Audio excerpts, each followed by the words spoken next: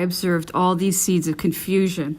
I felt that the storm was not far distant, and I separated every day more and more from the persons who might take a share in it. I must here explain the singular and perilous situation in which I was placed. The day before the Emperor left Paris for the fatal campaign of Russia, he kept me with him at the close of the evening, and after giving me all the necessary orders for his journey, he said to me, "Go to the Grand Marshal. He will give you drafts on the treasury for 1,600,000 francs. You will convert them secretly into gold, which the Minister of the Treasury will procure you the means of doing, and you will wait my orders to send it to me." So much gold was difficult to hide. I addressed myself to the keeper of the Hortense depot, Monsieur Renier, who was a very ingenious mechanic and who made for me, in a very clever manner, several boxes which looked exactly like as many quarto volumes. Each of them contained 30,000 francs, and I placed them in my library.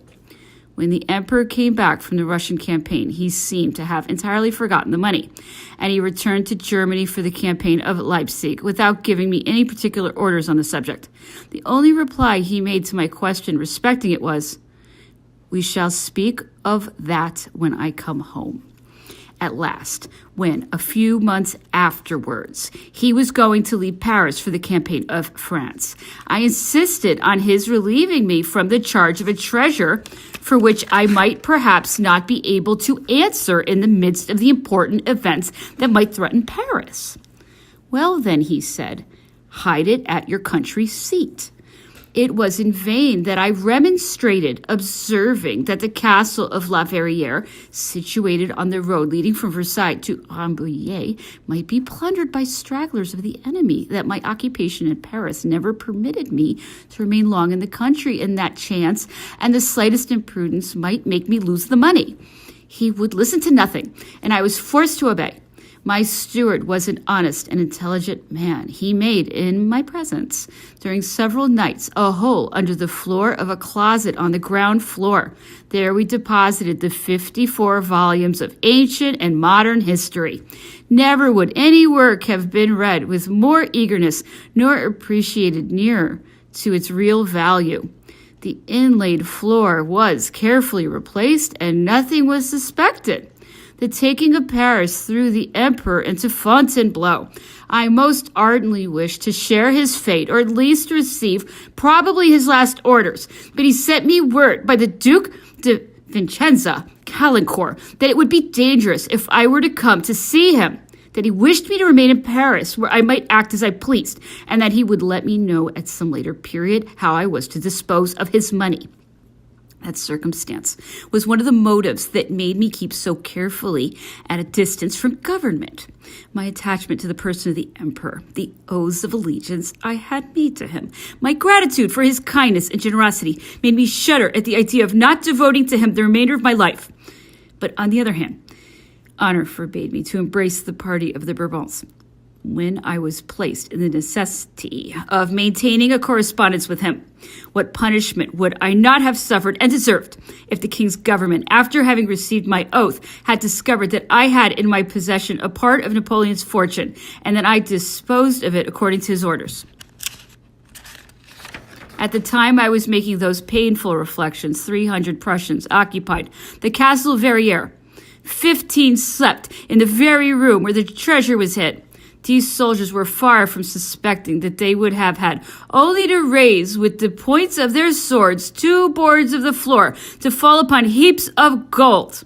They remained there nearly 2 months. During all that time, I was in continued agony.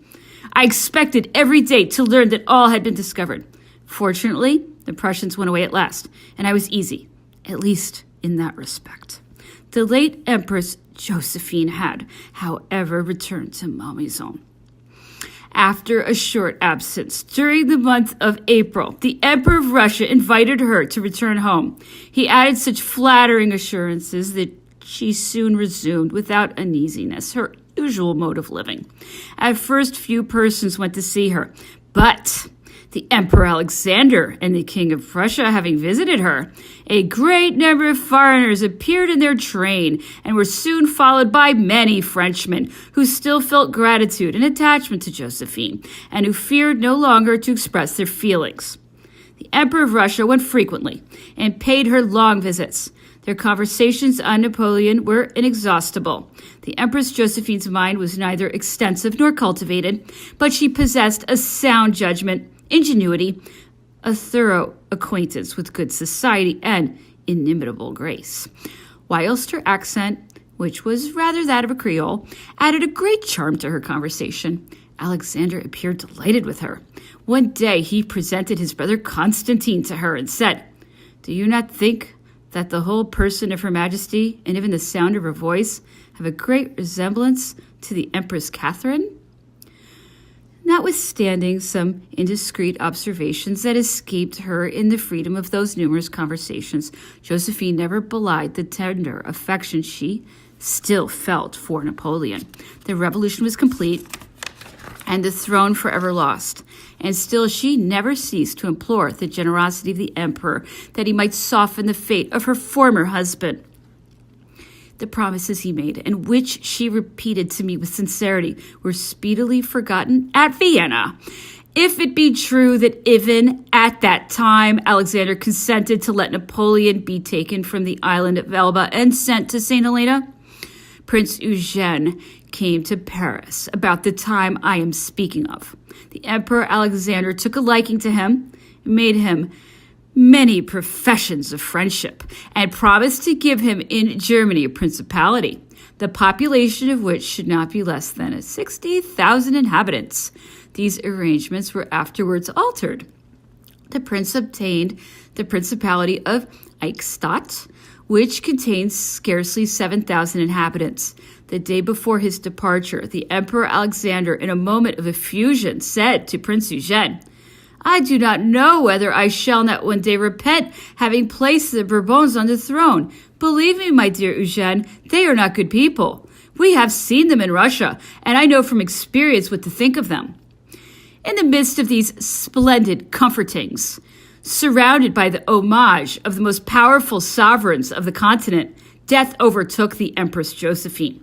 She was subject to catarrhal colds, which a little care and repose usually cured in a short time. One day, as she felt an attack of one of these complaints, she walked around the park of Malmaison with the King of Prussia. She grew in consequence worse. 3 days afterwards, she was so ill that Dr. N, having been called in a consultation, gave me the painful commission to acquaint Prince Eugene and the Queen of Holland, Hortense, that within a few days they would be motherless. The Emperor Alexander brought her the next day his own physician and remained the whole day with her. But on the Sunday, she softly expired in the arms of the Countess Darburg, her lady of honor and her friend. The Empress was 52 years of age. She was an excellent woman in all respects. She embellished the throne by the most amiable qualities. Her benevolence and her kindness may serve as models to all those whom birth or fortune sentences to wear a crown. The Emperor Alexander also wished to make a provision for the Queen of Holland, Hortense. Her husband had left her. Alexander procured her the title of Duchess of St. Louis.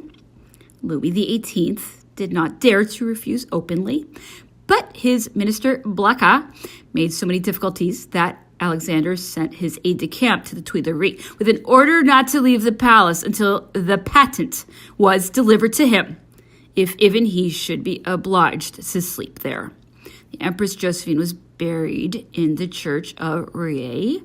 The funeral ceremony was celebrated with great splendor by special order of the Emperor of Russia, who wished to give a last token of regard to the memory of Josephine by sending as chief mourner Field Marshal II. Of all his generals, the one for whom he had the greatest esteem and to whom he had entrusted the government of Paris. The death of the Empress Josephine was the last blessing fortune conferred on her. Accustomed to all the enjoyment of luxury and not knowing how to set bounds either to her expenses or to her charity, whilst the new government refused to pay the pension that had been granted her by the Treaty of the 11th of April. She was on the point of feeling all that trouble that accompanies want of order and imprudence. The return of the emperor on the 20th of March would, besides, have undoubtedly compromised her. Her affection for him and the enthusiasm of his presence would have led her into measures for which she could not have expected pardon from the Bourbons. She would therefore have been obliged to end her unfortunate days far from France and her friends. Prince Eugène was going to return to Germany. Not receiving any accounts from the island of Elba, I resolved to acquaint him with my situation. He was devoted to the emperor, and he was my friend. I proposed to him to take charge of the 800,000 francs and send them to the island of Elba. Feeling myself a little easier from the thought of having saved half the sum, I exerted my utmost prudence to keep the eyes of the police off me. Monsieur Pasquier was no longer there, and his successor, prepossessed by the idea of the general excitement, which was daily augmented by newspapers and pamphlets written by men who observed no moderation, naturally forgot a person like myself, whom his investigators never met with, and whose name was never uttered in his presence. What I had foreseen happened at last. The charter was infringed by underhand practices, and the press complained openly of them. The abuse with which the emperor was overwhelmed by the royalist papers exasperated all the adherents and friends of the hero. Recriminations took a violent character, and some writers searched the old moniteurs and published the odious imputation with which the king had formerly been charged at the time of the trial of the Marquis de Favras. Monsieur Ray, a lawyer from Grenoble, described in a work which was eagerly read all the infringements made on the charter from the day it had been granted. Two young men, Messieurs Comte and Denier, published a periodical work called Le Censeur, the censor, whence the principles of liberty were developed with an energy and a strength of argument that gained universal applause.